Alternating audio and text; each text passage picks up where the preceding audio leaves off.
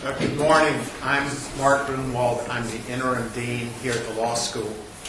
It's my great pleasure to welcome you to Washington and Lee and to the symposium today sponsored by our Francis Lewis Law Center, by the American Law Institute, and by our Law Review. This project, as many of you in the room know, was a tremendous undertaking, and it involved, of course, many of you in the room. We congratulate you on the success of this project and are very honored to host the rollout of the Restatement Third on unjust enrichment, on restitution and unjust enrichment. I've kind of been taken by the car and driving metaphor that the organizers of the program used in the program poster. The Restatement Third as an alternative route to the Great Onyx Cave for getting at restitution. I think I sense in this room a new car smell, which is a good thing. But I also imagine that during the day-to-day, the tires on this car are going to get kicked some, and that's good too. But finally, I feel sure that by the end of the day, everyone who's been involved will agree that this has been a great road trip. My best wishes to all of you for the program, and my thanks to you for coming today. And I'm now going to turn things over to my dear colleague and restitution guru, Doug Reynolds.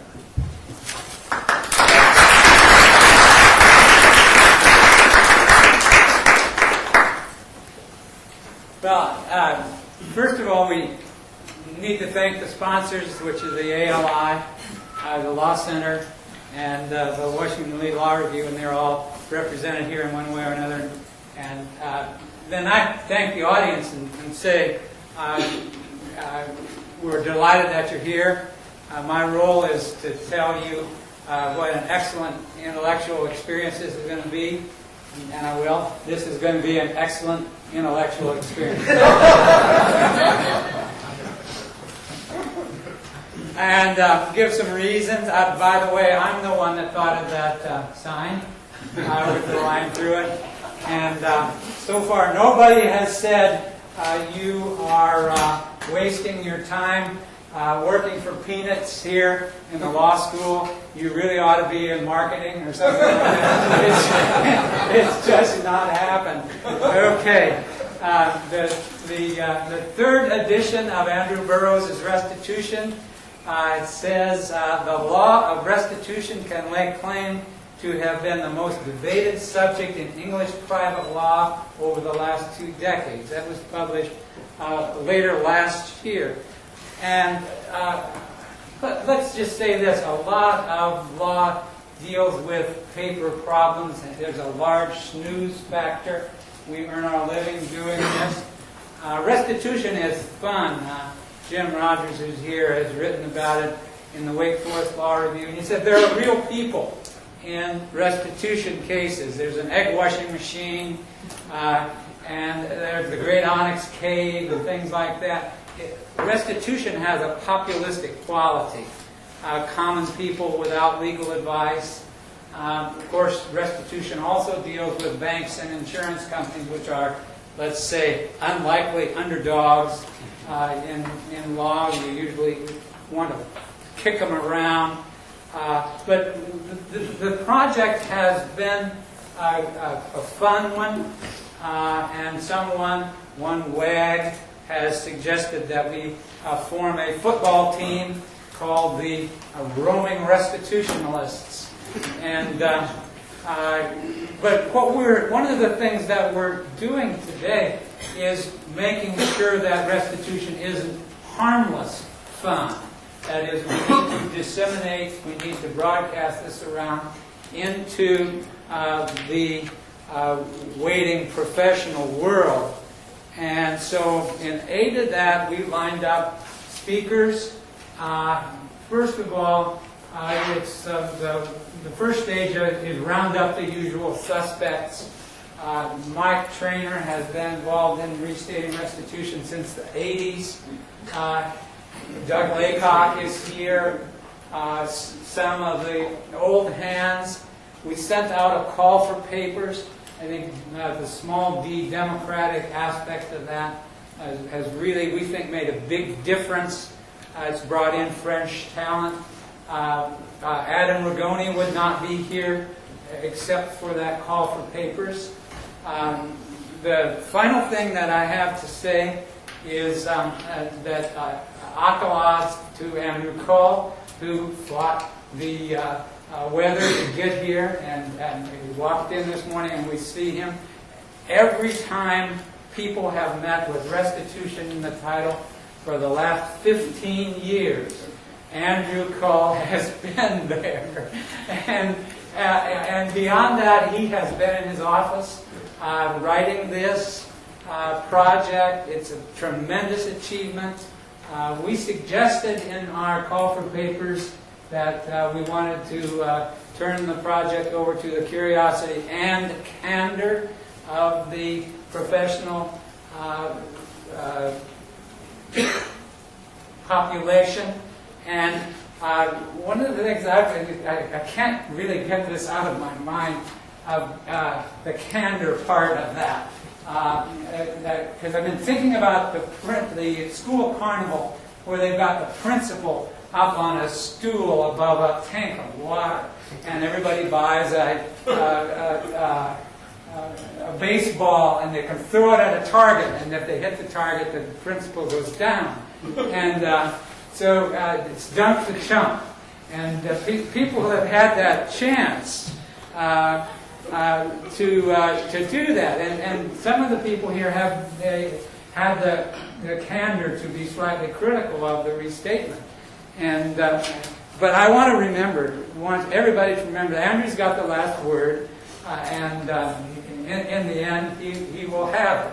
So I guess I really have to make two introductions. One is Lance Liebman, who's going to start talking about the ALI and the restatement. And he's, what is it? He said a property guy, a dean, things like that, took a new job with the ALI. Bingo! Got dropped into the restatement of restitution, and he's loved it. He's got some positive things to say about the restatement. Sure. Wow, maybe we're going to get candor from you, too. I will introduce the moderator of the first panel. And one of the most distinguished appellate judges in the country, Justice Jack Jacobs on the Delaware Supreme Court, has been an advisor to the Restatement Third, and not without creativity. Jack is the one that suggested the football team named the Roaming Restitutionalists. So he will be the moderator of the first panel. But we're going to give it to Lance now. Okay, Lance. Thank you.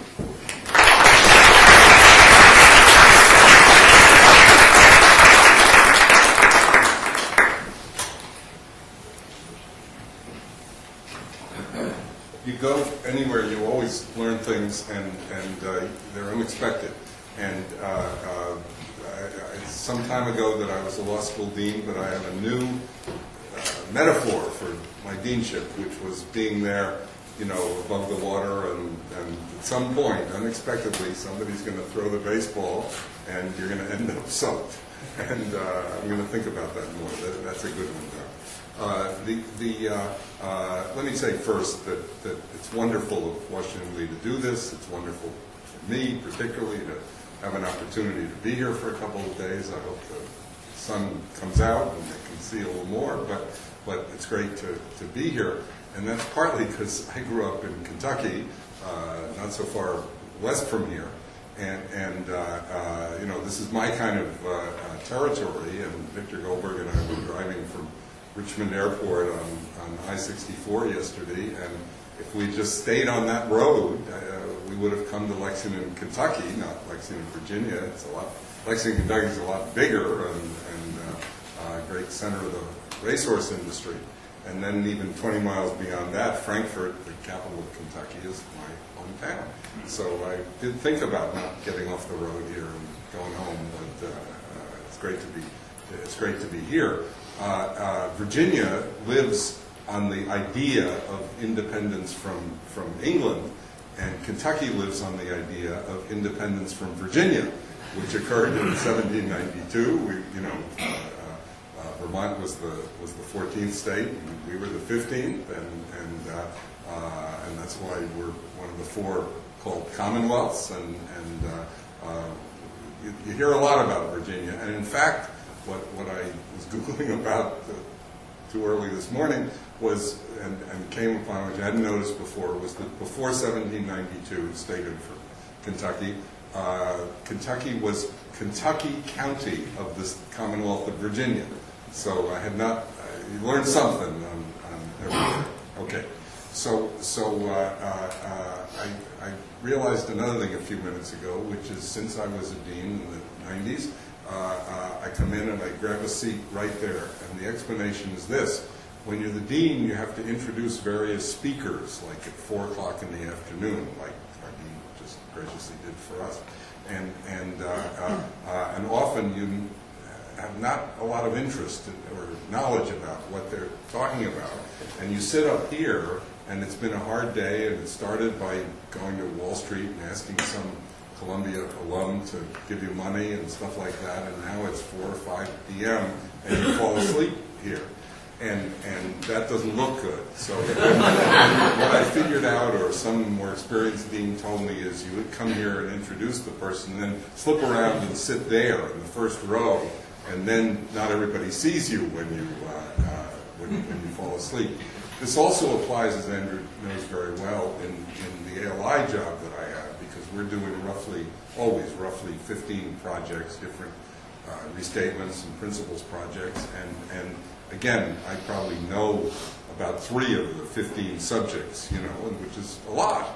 But it means many of them are talking about technical matters in which I am not an expert, let me tell you, and talking about them in great detail, and with everybody very agitated about it. And I'm usually sitting up here kind of trying to protect Andrew or the other reporters from the evil comments and criticisms coming from over there.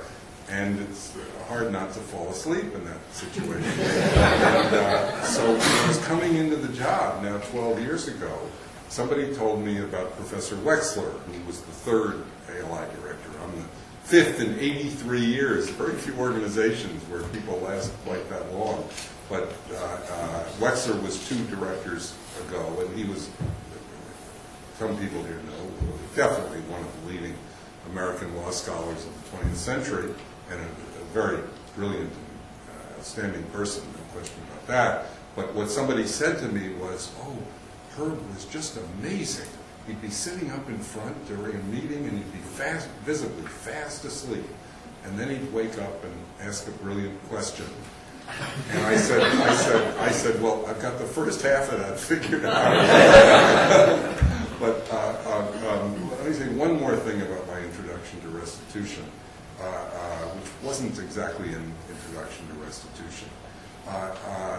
For my years as a young faculty member at Harvard, across the hall was the famous Professor Seavey. And as you'll hear today or know already or whatever, restitution is really a subject created by Professor Seavey and Professor Scott. And Seavey, I'm sorry, Professor Scott was across the hall from me, and Seavey and Scott, Seavey was already dead by the time I became a law student and began teaching, but Scott lived until a very old age. In fact, he would be across the hall, very old, and looking at cases and handwriting little notes to go in the pocket part of his treatise, you see. And then his former secretary lived in Maine, and he would mail these notes to her. This is so old-fashioned, you see. And she would type them up and send them to the publisher. And I watched him do that. And most mornings I would just go in and see if he was still alive. Say hello. I don't think day after any idea who I was or what subject I taught or anything else. But one day, he and C.B. were very close, and they created this restitution subject. And one day, Professor Scott says to me, he says, and boy, neither he nor I would have had the slightest imagination that I would end up working for 12 years for the American Law Institute. But he says to me, he says, Lance, to be great, a law professor must do a casebook and a treatise and a restatement. Okay, 3 things. He said. Then he says, C.V. did a casebook and a restatement. And that was his closest colleague, you know. It was amazing, and I've thought of that ever since. Okay, so the American. I would say just a little bit about the American Law Institute for those of you who don't know anything about it, and then say a couple of nice things about Andrew and his work. The ALI is founded in 1923 when there's a sense that American law is falling apart. There are 48 states. A court in Montana is doing this, and a court in Florida is doing that. How are we going to pull it together? And there was a bit of a codification movement. In other words, the U.S. might have gone in the direction of civil law countries that have their principles of law, and you could call that top-down law, where you start with principles and then get more detail. We, all the students in the room know, we're a common law country where we have random cases and judges decide them and figure out what's the right answer, and then somebody has to turn those into general statements of law. And it ended up becoming a private organization. Thank goodness we have no governmental power.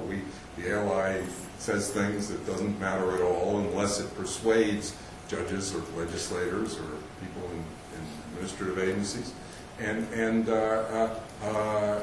So we set out, my predecessors, people before in this organization, set out to produce statements of law. They came up with this funny word, restatements, which is so filled with ambiguity about whether it's just summarizing the decisions in a majority of states or pointing towards where law ought to go.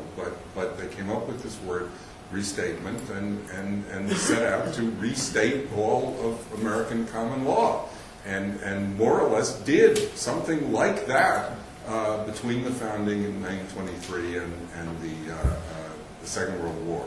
And then after the war, there was a committee headed by the famous Judge Learned Hand to think about shutting down this organization because it had finished restating the law before World War II. Now it's after the war. And surprise, if you're an organization, you got some money, you don't shut down. And so they came up with the notion of beginning the so-called second restatement series, that lots of things had changed in the law, and you could start doing it over and go into new areas of law and things like that. Now we're perhaps somewhere near the end of the third restatement series. I worry about that. I want to get out of this job before there's a fourth restatement of anything. But we talk about whether we should do work soon about the work on the Foreign Relations Law of the United States, where a huge amount has changed since Professor Henkin and his colleagues finished work 20 years ago, 15 years ago, and since the one that was done is the third restatement of that subject, or third restatement series on that subject, if we take it up again, I think we've got to call it Restatement Fourth, and I don't want to do that, but we'll see what happens. Anyway, that's the story of the purpose of this organization, which is to put in a room practicing lawyers and judges and academics and let them discuss and argue and come up with proposals that we believe, they believe, and we believe would improve the law. There are 1 million lawyers in the United States, as everybody in this room knows, and 4,000 of them, judges and professors and practicing lawyers, 4,000 of the 1 million are members of the American Law Institute. They all feel that, therefore, they are elite lawyers in the legal profession. Some of them are, and some of them are not, but they can all feel that. and that's the work that we do. And as I said, we have about 15 projects going on at any one time. When I came into my job 12 years ago, Professor Hazard, my predecessor, had just found a victim, a person to be the reporter on Restatement Third of Restitution, Professor Cole, there he is, and had persuaded him to begin the work. So I get no credit whatsoever. I inherited Andrew, and we immediately began a relationship that, as far as I can remember, has been good from beginning to end. And let me tell you, that is not like all the relationships I've had with reporters in this job. But this is a guy that never misses a deadline, gets the work done. The work is of the highest quality. Astoundingly, if you dial his phone number, he's always there at his desk working, unlike most of the people I call who don't call me back for a week, if then. And he has done this work, and in the course of it, educated a great many people. Because, sure, the project of ours has an advisor group. Several of the advisors who've worked on it very hard are here, and I actually should say about Doug Rendelman that I don't think he missed a single meeting that we had in all these more than a dozen years, and always had comments and was well prepared, and there's no exaggeration. I think Doug Rendelman is an example of the ALI advisor role at its best. If you said to me in all the meetings I've sat through and been at, and all the advisors and all this, who was the best of all of them? I don't think I could name anybody who had done more for the project on which that person was an advisor than Doug has done. So that's I say that not just to be nice to Doug, who's hosting us here, but I say it because it shows the role, you see, that when I try to persuade somebody to be a reporter for us, I'm asking them for not a lot of money, to give a huge amount of their time to going through large number of cases and trying to come up with principles of law, statements of doctrinal law that are plausible and can be defended. And this is hard work. And I'm trying to persuade them, and I have to say to them, look, you can write a law review article in 8 months and publish it and be done with it, or you can come to work with us and give it 12 years or whatever it is. And the only thing you'll get is the opportunity to have your work worked on, commented on, criticized, improved by very high-quality participants who come and are willing to do that, at the end of which it then has the imprimatur of this organization, the American Law Institute, and thus will have some degree of greater persuasive power, especially with courts, than just a random law review article. Some people fall for that recruiting argument, and many don't, but it's the argument that I can make. And so, we're going to have many opportunities today to say good things about Andrew, but I'm the third after the dean and Doug, and the ALI is very proud of this work and very appreciative of what Andrew has done. Thank you.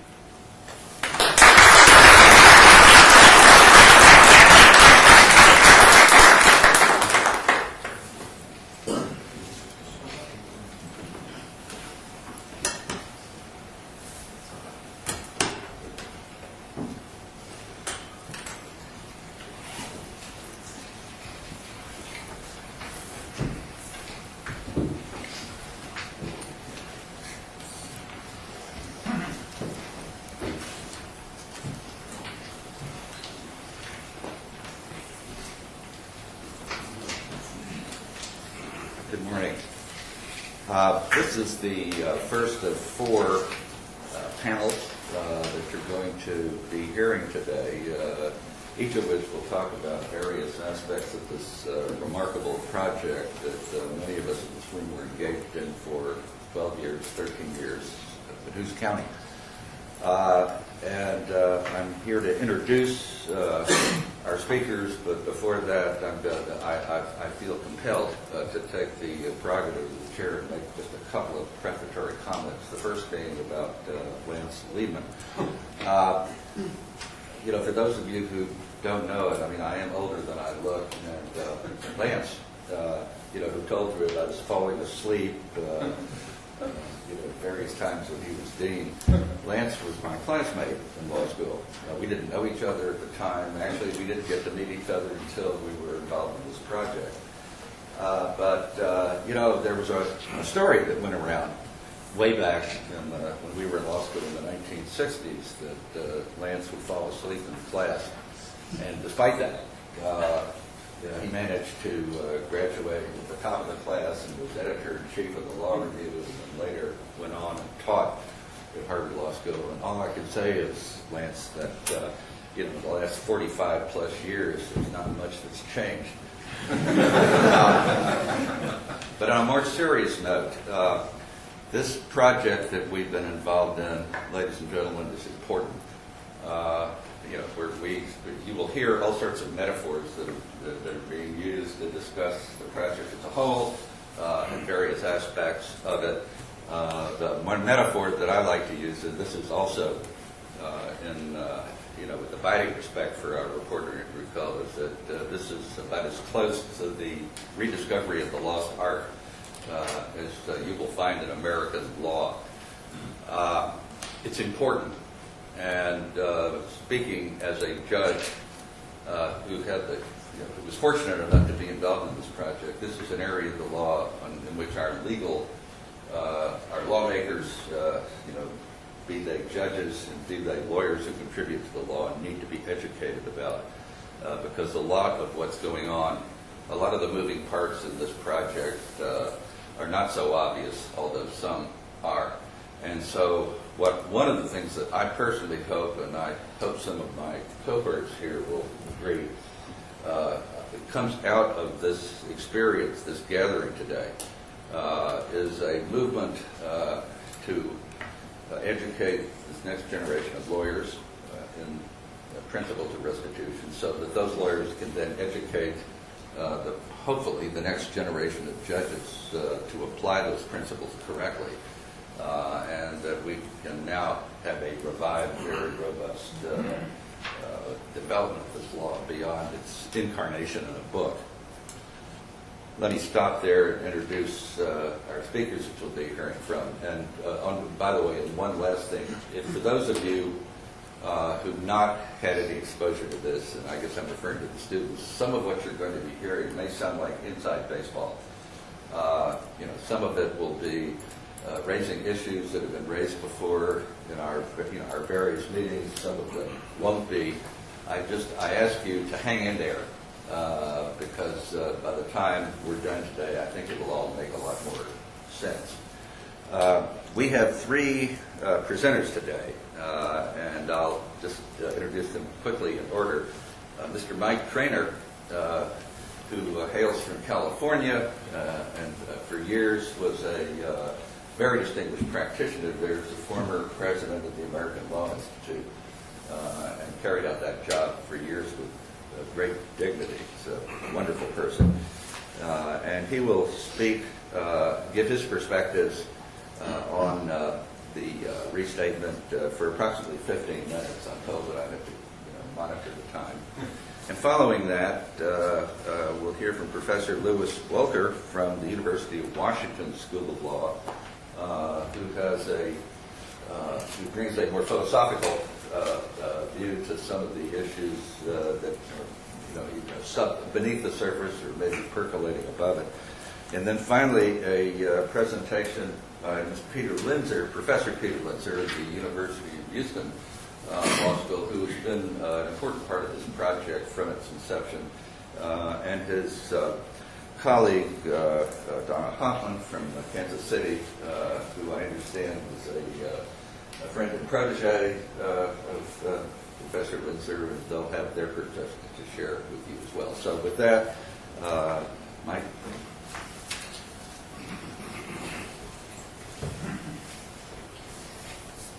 Jack, thank you. Thanks to the law school and to Doug Rendelman and to the law review and to the dean and to all of you for coming. I'm very glad that the Great Onyx Cave was depicted on the flyer because that's where we took our advisors for an early outing. Sometimes the advisors, when they conclude a project, go to some fancy resort. But at the beginning of this project, we went to the Great Onyx Cave. So Andrew Cull, our reporter, has brought reason and order to the law of restitution and unjust enrichment. He's done so with elegant expression and architecture, incisive and insightful comments, and careful analysis and research. One of our advisors is Doug Laycock, and Andrew, in a letter which I quote, said, Doug's work on the restitution project has been yet another extraordinary contribution to the work of the American Law Institute. No other advisor to the project was so generous with his time or so consistently pertinent in his observations. If Laycock agreed with me on a disputed point, I felt I had the strength of 10. If he criticized, I usually changed something. In the entire history of the Institute, I presume there can have been very few advisors who gave such valuable assistance to their reporters on their projects. I understand that some of Doug's students may be in the class today. I thought it might be nice to have Andrew's words spoken in their behalf. In the paper I submitted for the review, I summarized the structure and key points of the new restatement, and then used 2 examples to examine whether and how it might be used to address possibly new claims. I'm going to abbreviate the summary and focus on the new claims issue. But just an abbreviated summary. There are 4 parts to the restatement. It begins with the central principle that a person who's unjustly enriched at the expense of another is subject to liability in restitution. This principle is not a recipe for unbounded liability. The law of restitution and unjust enrichment sometimes provides an independent ground for liability, for example, in cases of mistake, and often provides a supplemental or alternative ground for liability, for example, in cases of tort or breach of contract. The restatement makes clear that the attempt to make the list of categories comprehensive, which it has done, cannot make it exclusive. Cases may arise that fall outside every pattern of unjust enrichment except the central principle. So the restatement thus avoids what Professor John Dawson, another famous scholar in this area, described as that well-known ailment of lawyers, the hardening of categories. The restatement provides a set of remedies other than compensatory damages for harm. They concentrate on what the defendant has received rather than what the plaintiff has lost. And the restatement's last part includes the various defenses. Now, often, the questions that judges, scholars, and lawyers confront are not just what the applicable law is, as coherently set forth in a restatement, but also what the premises are for addressing problems that are not controlled by restated precedents. I will mention 2 examples briefly: the issue of social norms and moral rights, and the issue of anticipated contracts that fail to materialize. In circumstances that are accompanied by one party's conduct that edges on and potentially constitutes fraud or misrepresentation, duress, or undue influence. Now, questions in this area might conceivably arise in connection with conduct that is wrongful, although not necessarily in violation of presently applicable common law or statutes. Such conduct might involve the violation of a social norm, for example, the one prevailing among stand-up comics, not to steal another's routine, whether or not he's entitled to legal protection, or the violation of a moral right, such as an author's right to attribution. I'm initially skeptical whether the law of restitution and unjust enrichment is a good place for addressing such issues. The restatement provides a specific section on interference with legally protected rights and intellectual property and emphasizes the legally protected rights. It refers in another section to interference with other protected interests, again referring to legally protected interests. Now, those specific sections don't preclude necessarily an independent claim for restitution under the central principle, but they reflect a general policy of limiting claims to ones that involve legally protected rights or interests. And even if such rights or interests were recognizable, the remedies given to restitution of gain or rights in identifiable property may not be particularly apt. Whether attribution to an author was given, for example, might be relevant to a defense of fair use, as I've argued elsewhere, but additional monetary or equitable remedies for non-attribution are problematic. Now let me turn to the question of unanticipated contracts. As the law of fraud and misrepresentation, duress, and undue influence is clarified, perhaps in the new restatement third of torts on economic harm, new questions, as well as ones that may be familiar to law students, arise. And the facts of these issues may not readily fall into patterns that are easily governed by precedents or neatly into one of the detailed sections of the restatement. If the situation essentially involves an effort by the claimant to impose a bargain on an unwilling party and does not involve mistake, fraud, or duress, or undue influence, the restatement almost certainly will preclude liability. The facts may not be all that clear, however. The party's course of dealing may implicate potentially not only the law of contract and promissory estoppel, but also the restatement's provisions, as well as applicable law on fraud and misrepresentation, duress, and undue influence. These borderline cases may involve an imbalance in bargaining power or sharp practice or the phenomenon of one party stringing the other along. Potential examples include an inventor or author whose options are foreclosed by a drawn-out negotiation with the prospective owner of the patent, copyright, or trade secret. An associate lawyer who is kept on a case while anticipating a partnership and giving up other opportunities when the partners, without her knowledge, plan to terminate her services when the case is over. A prospective franchisee or employee who relocates in anticipation of a rewarding franchise or job that does not materialize or that turns out to be far less rewarding than expected. Or an architectural firm that prepares and submits extensive plans for a city project and knowingly takes a risk that its submission may not be accepted, but then does not knowingly take the risk that the city will abandon the project.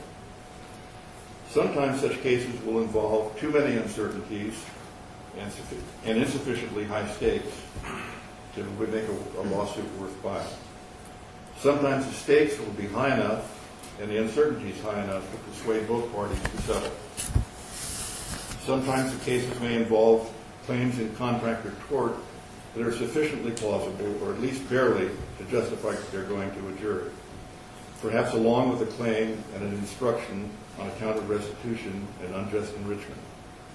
A rule that forecloses liability, especially one that requires dismissal of a case, may facilitate sharp or overreaching practice, although it might also educate clients and their lawyers to demand contractual protection and not be strung along by seductive yet not quite fraudulent or coercive methods of persuasion.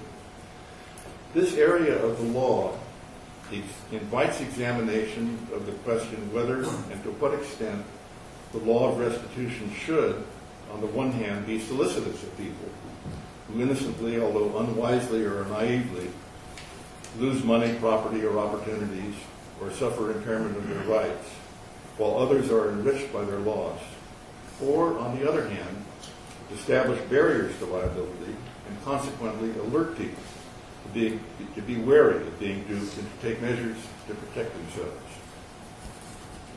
When we were doing the restatement second, we had an interesting provision that Andy refers to but does not follow, dealing with unconscionability in a course of dealing. His restatement follows more traditional lines. But on duress, particularly, the restatement recognizes that if unjust enrichment is easy to demonstrate and easy to measure, relatively modest pressure may be found to constitute duress if there is no other basis on which to order restitution, and that the critical distinction is not between voluntary and coerced transactions, but between permissible and impermissible forms of coercion, and recognizes that that line can be notoriously difficult to follow. On balance, I think these cases should probably, if they're reasonably plausible to the judge who's trying the case, go to the jury if there's a jury, and that the risks of uncertainty here ought to be on the people who are engaging in the sharp practice and stringing along. I've got a few suggestions in a couple of minutes I have left about how new claims might be approached. First, the restatement is comprehensive, and it provides numerous illustrations. So I suggest that you look and be very careful that you're not precluded or possibly within one of those illustrations or sections. Second, I think judges and lawyers who are considering new claims should satisfy themselves that the claim does not contradict the restatement's limiting principles, and that one of the remedies will fit the circumstances, and that the claim is not subject to one or more of the defenses. Third, I think judges and lawyers can contribute to the law by keeping their minds open for compelling new cases and weeding out losers.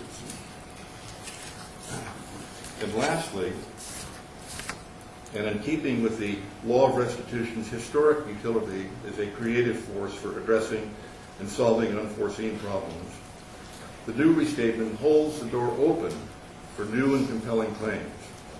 But lawyers and judges especially should understand that the door is not wide open, and that the governing principle that a person who is unjustly enriched at the expense of another is subject to liability and restitution is not a blanket invitation to litigate lost causes or every instance of enrichment that a client, lawyer, or even a court might think is unjust. Thank you very much.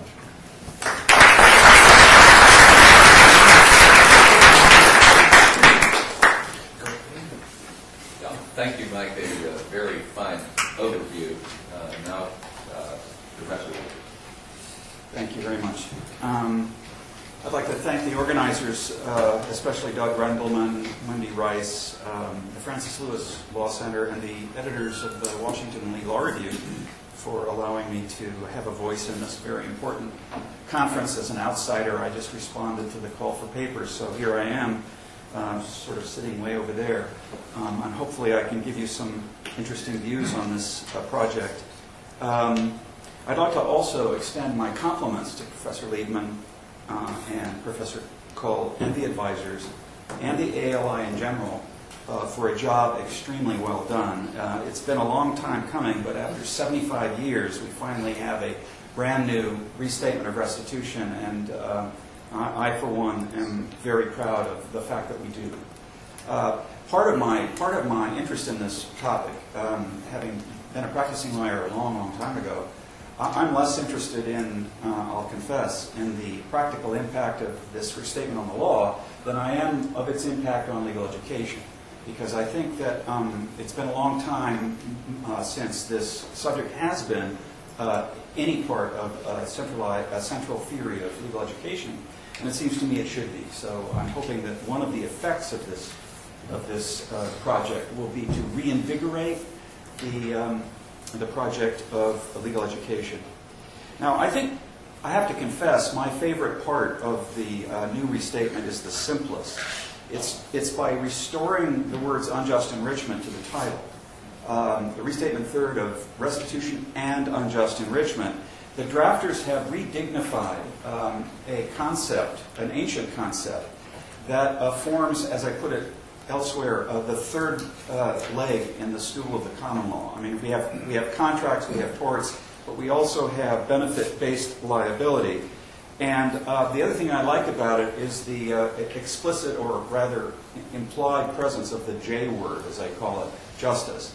Rarely in doctrine is the word justice explicitly part of the doctrine. And it seems to me, as somebody who thinks a lot about human rights and about justice, that it's a useful place to start thinking about that subject.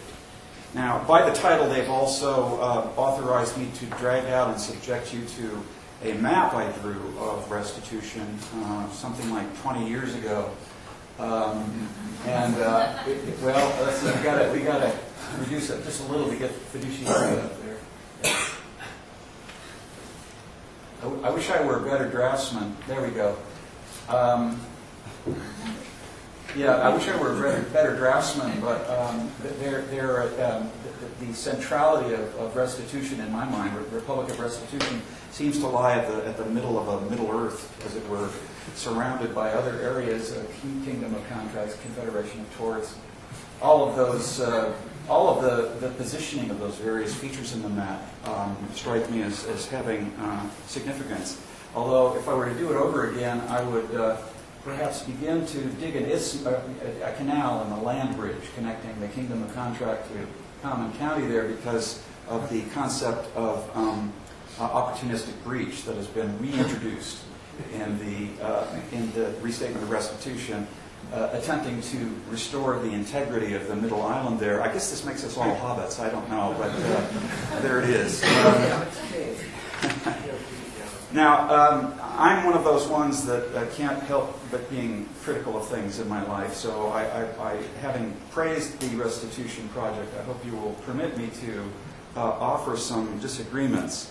My disagreements, or my concerns about the project, aren't so much about doctrine, but rather the method for drawing the borders of this field of substantive restitution.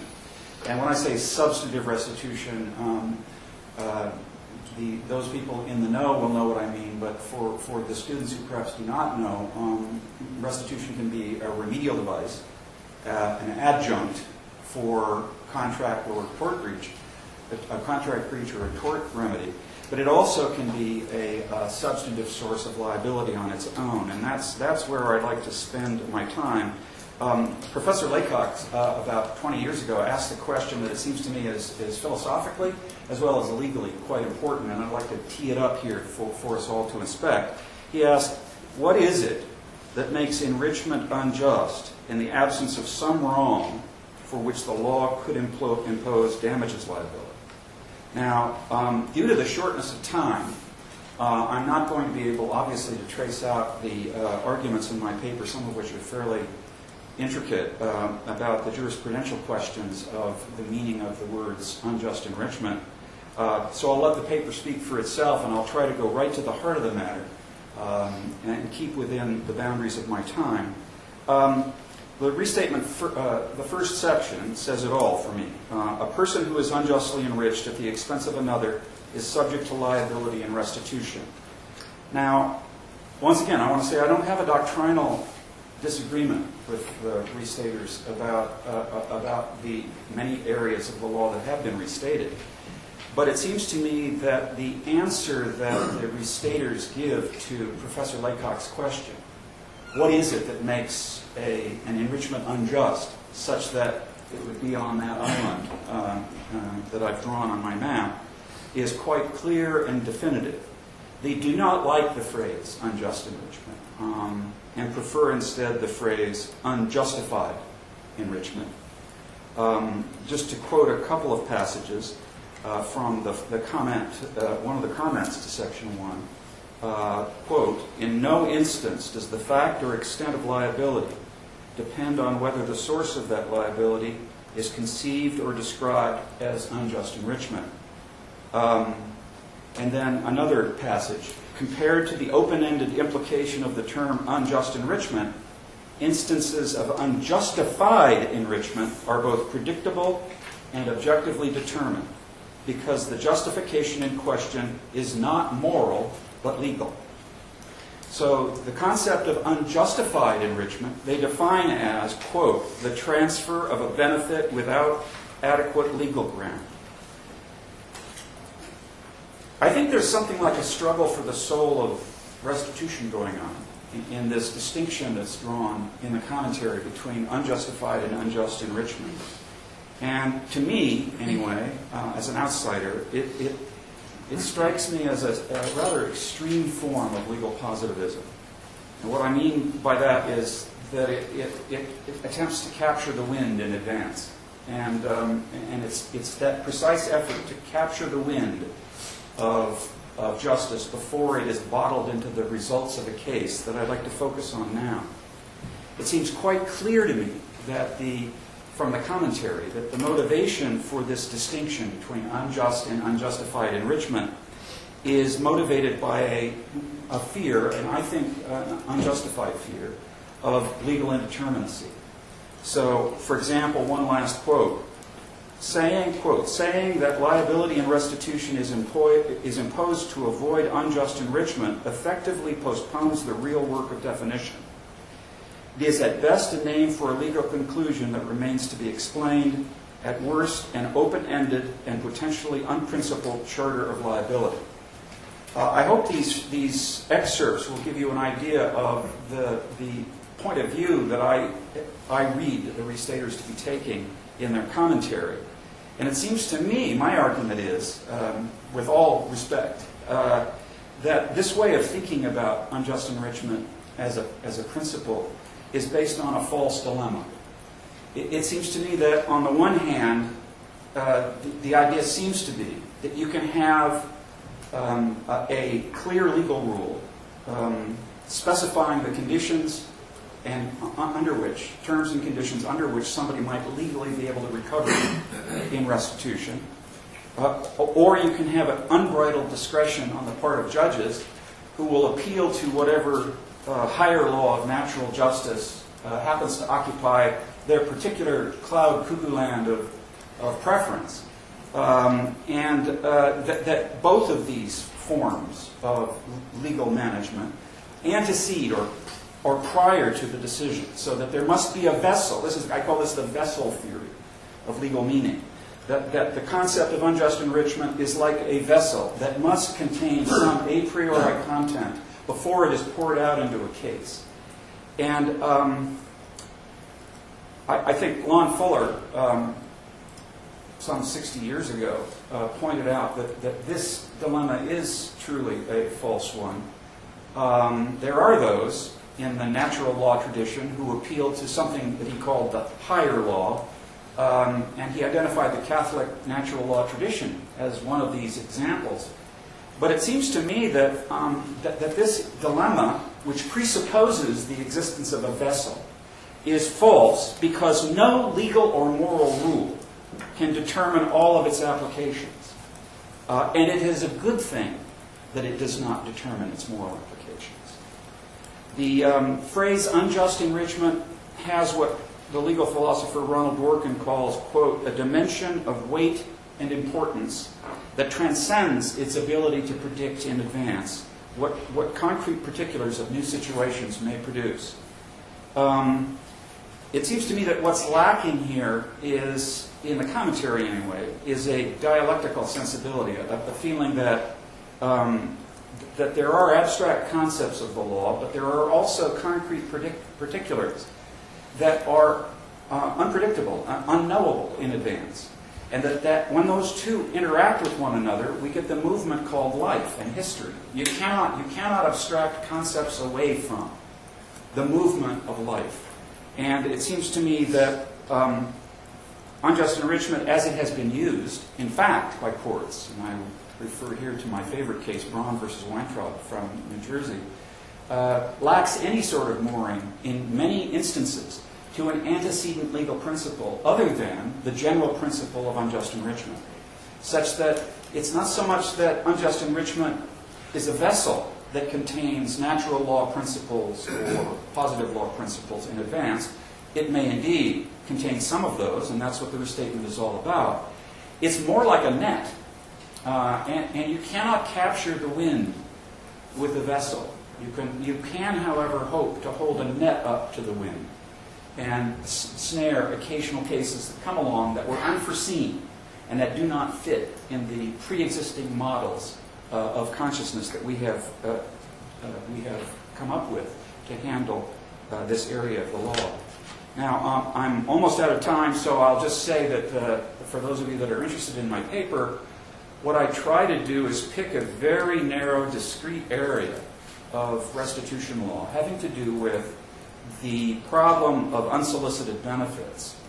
And I won't go through the elaborate arguments that I make, but basically, at the end of the day, the restators, as the case law does, specify that there are some circumstances under which the providers of unsolicited benefits to others may recover in substantive restitution without having a contract or without the presence of any sort of tort. But if and only if they have something called an intent to charge for their services. Sometimes it's expressed in terms of an intent to charge. Other times it's expressed in terms of the absence of gratuitous intent.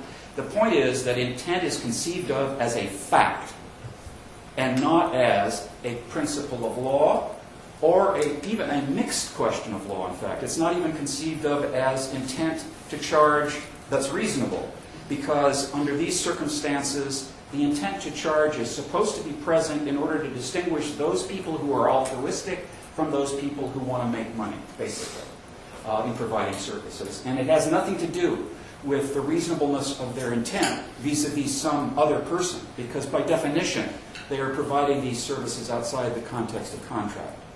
Have I got 1 more minute? 2 minutes. Well, wonderful. So what I did in my paper was conduct a thought experiment, and if you could push up the second thing. I had the idea that we would put this declaration of intent to charge for benefits conferred on the checkout counter of every supermarket in America. We would advertise it in every paper. And we would have people sign it under penalty of perjury, which is, binding under Section 1746 of the U.S. Code, in such a circumstance that this would be objective evidence in advance of an intent to charge under all circumstances. And I had the idea of live-in cohabitants and the horror that would come when they exchange these documents with one another, as well as many other instances. And in the paper, what I try to do is show how this example of an effort to, not to change the law, but rather to construe the facts of intent in advance, poses the gravest sort of threat to the idea of positivism that I've found to be present, extreme positivism. That you cannot answer this question, this unforeseen particular, because I doubt if anybody's ever had this idea before.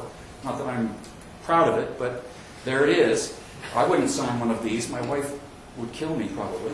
But not that it's not that it's plausible or anything. It's that it exists. It is the wind, in this particular instance, that refuses to be captured by a positivistic notion of what is intent in that restatement, and that requires a net-like approach, which leaves open the full scope of the concept of justice. And with that said, I will stop and move it on.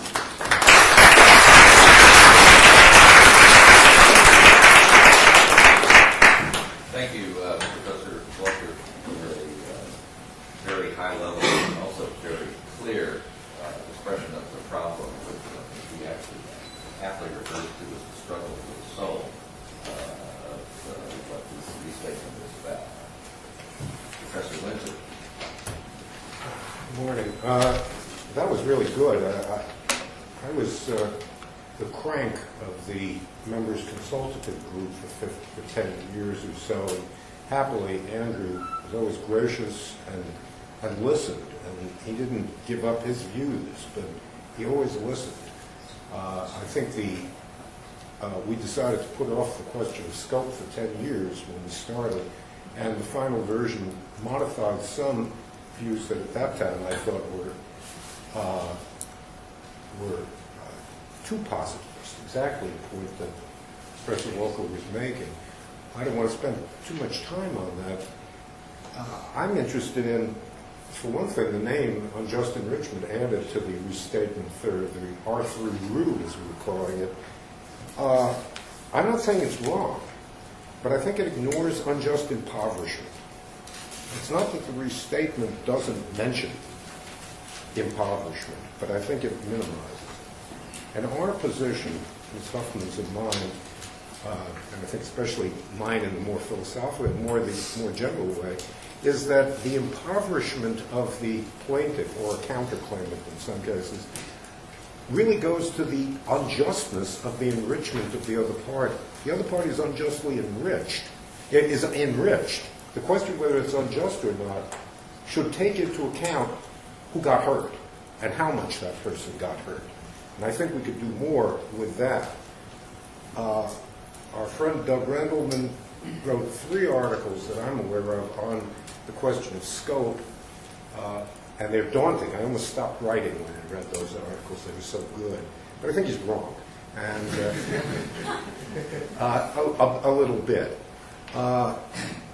And the point I wanted to make, which Professor Walker was sort of getting at in a slightly different way, I was thinking about unpaid contractors, particularly as Pascal versus Dozier and so forth, and a case involving an onyx bathroom that I'll mention very, very briefly. The interesting thing for me is that Doug feels that the real thing we have to think about is, does that contractor assume a risk by entering into contract, which eliminates any argument of a third party who gets the benefit. First restatement said absolutely, the third party has no liability. Second restatement, the third restatement, among other things, points to the question of a forced exchange. I think that's there, but I keep coming back to the basic thing of restatement being Lord Mansfield in Moses versus McFarland, with his famous statement, 1760, exactly 250 years to the day that we enacted the third restatement, by happy coincidence and a little manipulation by the ALI members. In one word, the gist of this kind of action is that the defendant, upon the circumstances of the case, is obliged by the ties of natural justice and equity to refund the money. In a case that Doug talked about in his thing, a man sold his house, allowed the buyer before closing to do improvements in the house. The buyer hired an onyx company to put in 3 onyx bathrooms, which ties back to the name of this thing, the Onyx Cave. He put in these ghastly bathrooms that are all wrong for the house. The problem, and he gets paid half the amount. The problem is the buyer of the house then bounces a check for the gets arrested for fraud on a separate thing, gets sent to prison, the deal falls through, and the owner has to take the house back with this ghastly 3 bathrooms in it, and is sued by the Onyx company. In the actual case, the lower court cut the baby in half. He'd already paid half. The bad guy had paid half. The court below cut the baby in half, gave half of the remainder to the Onyx company, and made the homeowner pay. Homeowner said, I don't want this bathroom. I can't remove it. I'm stuck with it. It's ugly. It's horrible. But he still had to pay half. Doug Rendelman is unhappy with this result because he feels the Onyx company, in entering into the contract with the first guy, made an assumption of risk. As Huffman pointed out to me, the owner of the house made an assumption of risk in allowing the buyer to make changes before he paid for the house. I think also, on top of that, the impoverishment of the contractor should be put into that mix. I think that's an important thing. This talk got started because I started in the thing. Justice Jacobs referred to Ms. Huffman as my protege, which is far from accurate. She was a student of mine when she was a first-year law student at Washburn University when I was visiting. She's a very aggressive and distinguished mortgage lawyer with a lot of experience in the mortgage business, who has been defending these bad foreclosures that you read about in the paper. I won't go into details. You read about them. And making counterclaims against the mortgage companies. They hate her. She's the scourge of the plains. And all these fancy law firms, I think, spit every time they hear her name. And her talk could have been in the afternoon, I think, in the cutting edge, because it's taking this question of unjust impoverishment of these people who lose their homes and get deficiency judgments against them, where the other guys have done something wrong, even if the homeowner is in default, and making something out of it. And at that point, I would like to turn the podium over to Donna L. Huffman of the Camden Bar.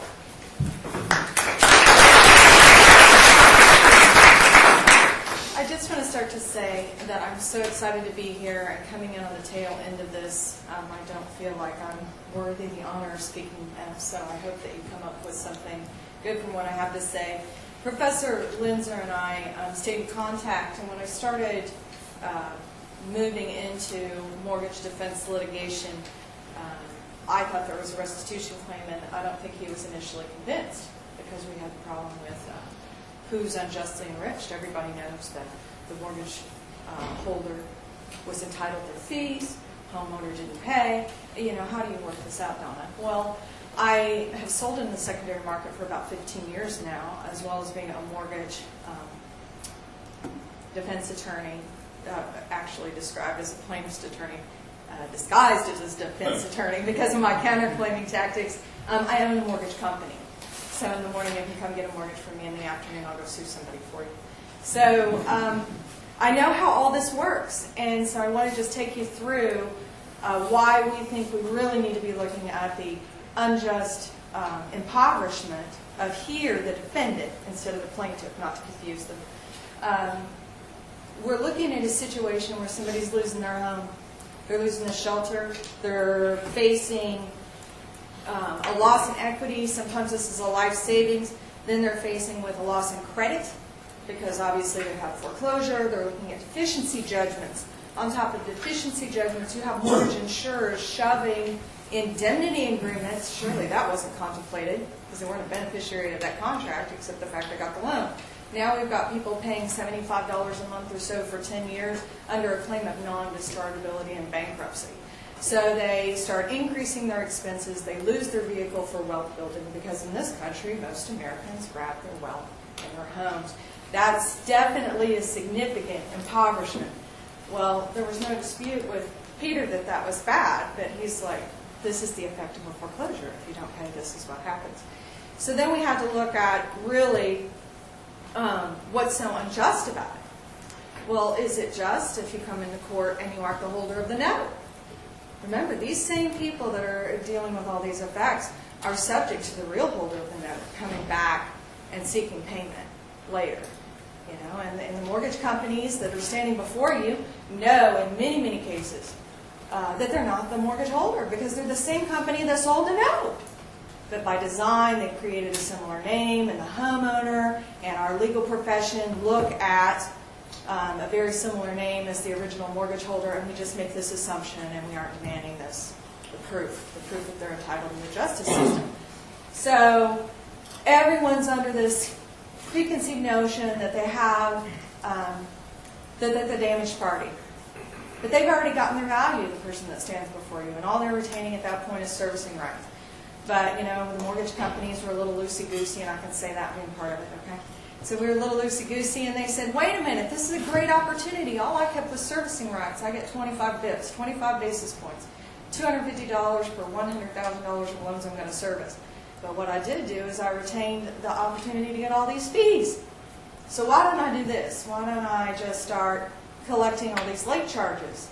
Put this money in the unapplied funds account, not bother to look at the contract, and start taking my fees before I give it to the investors, the trustees, the true parties in interest in mortgage-backed securities that need to be there. And so they collect their money before the contract, principal, interest, and then fees. Well, then they want to drag out modifications. Why? Because they can get more late fees. If you can drag somebody out for 1 year, you've multiplied your profit 3 times. $45 a month, 12 months, over $500. You were expecting $250, you got $750. Now this is a really fun game. So then they decide, well, we can create other mortgage company type vendors. So we'll make them different names and not giving anybody any affiliated business relationships. And we'll have ourselves do property inspections and generate fee income from that. Pretty soon you've got thousands of dollars being generated, and the actual foreclosure process was a profit center, not a loss center. The people who are hurt, the trustees, the investors, and the homeowner. Now that's not true of every case, but I think it's true of a large majority of cases. And as a mortgage lawyer, I only take cases that I think people have capacity to pay. You know, I think there's a lot of social responsibility here. I'm not here to tell you that people should foreclose. Foreclose all you want, all you need to keep the market moving. Just prove it. So our position here is, with the brief time that I have available, is the concept of justice, is the concept of equity, and looking, you know, historically we haven't seen a real world problem of this magnitude where you could see the distinct difference between the unjust impoverishment and the unjust enrichment. Is it really fair not to put on the balance what it's going to do to a homeowner who maybe never owned a home in their entire life? They've got to try and save, they've got to try and find somebody to take the risk, they've got to pay down all those deficiencies before they can even think about hitting the credit market. And that's years of untold effects and untold risks that we have a hard time measuring, versus looking at the unjust enrichment by a mortgage company, which may be $500 in fees, which looks pretty minimal. So our perspective is just not to discount the other side of the balance, and then we'll just see where you all take this area of law from there, and then I'll be behind you to try to use it. Thank you.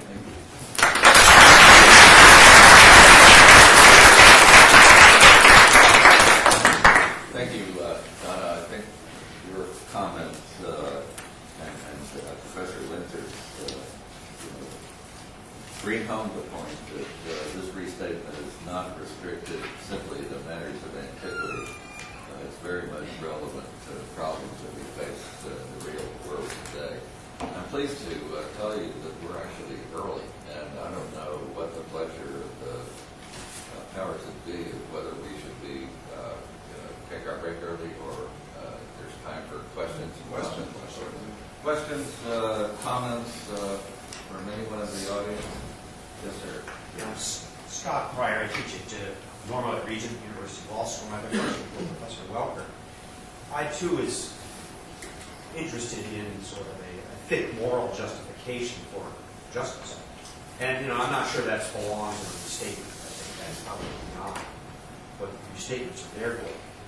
But so last night I looked at the German Civil Code to see how it handles this topic, and I think it's BGB 812, 822 deals with restitution and recovery.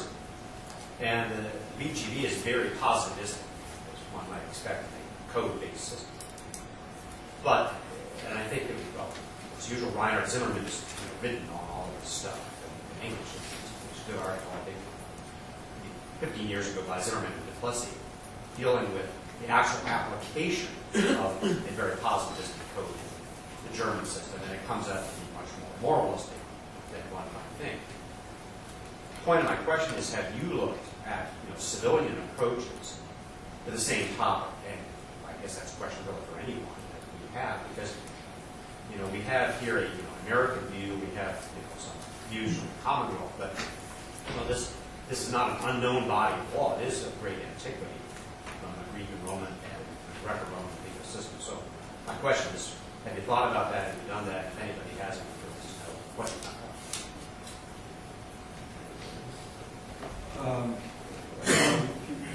Remain seated. Yeah. Okay. Well, thanks for the question. My name is pronounced Wolscher, by the way, so just so everybody knows. The short answer to your question is I've done only the small amount of work in the civilian law tradition. I learned restitution at Harvard. I had the great fortune to be in the very first law school class that Professor Liebman ever taught in property. and also to take Jack Dawson for contracts and then later for restitution.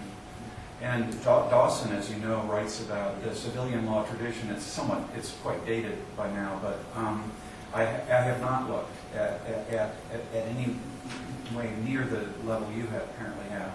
I think it would be useful to look, in fact, imperative to look, because humanity in all of its forms has something to tell us, I think, about the nature of the problem of unjust enrichment. I would say, however, that the one point I want to make very clearly from my own point of view is that it's not a naive natural law position that I'm advocating. It's not like I want to have a code of morality that precedes the decision. What I'm suggesting is the past is there to be looked at and exploited in all of its forms, but the future and the future brings things to the present that cannot be anticipated. And it's a matter of attitude, this distinction that I'm drawing, because a positivistic attitude says if it's not on the list, it's not there. Whereas an open-minded attitude says, well, maybe it should be there. Whether we have a principle for it or not. But yes, I think your point about other traditions is extremely well taken. Other comments or questions?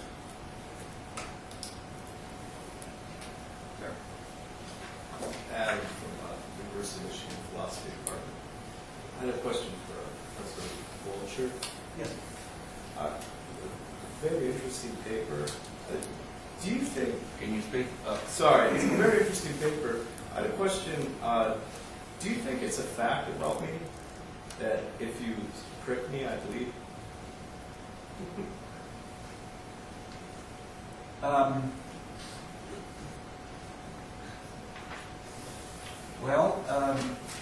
Since you're in the philosophy department, I will tell you that my response to that is going to be the continuum. And I'm going to say to you, it depends on what you call a fact, the criteria for deciding that fact. Now, I don't know what your tradition or what you come, I assume it's analytic, but I'm speaking about Wittgenstein here as a way of avoiding answering your question, because the legal category of fact, I assume it's related to the idea of intent. In my paper, I try to elaborate that it's not possible, using Wittgenstein, it's not possible to get inside people's heads. So, therefore, we only have objective criteria for applying the word intent. I would say the same to you about pricking you and your bleeding. Tell me the criteria for applying that, and then I will answer your question in the language game that you wish to pursue. But, so the scope of your paper is limited to if you are in this Wittgensteinian framework for language? No, not necessarily. I mean, it also appropriates sort of a dialectical point of view from Adorno's philosophy. So it does have a metaphysical point of view. It's just that the concrete particular is itself outside the scope of the abstract. The two cannot be isolated from one another. So there is another dimension that is non-analytical, that is continental. Other comments, questions? I'll ask one. I heard, one of the very distinguished academics who was part of this project, Professor Liebman, and his name has been used with compliments, and although he may think it's in vain, but I didn't know whether you had any, or wanted to volunteer at this point, any responses to some of the points that were made, or whether you want to wait until you run panels. I'll have a few minutes later. All right. Unless anyone else wants to continue this dialogue, we actually do have a little more time than we thought. But I think it's now appropriate to take our break. And I want to thank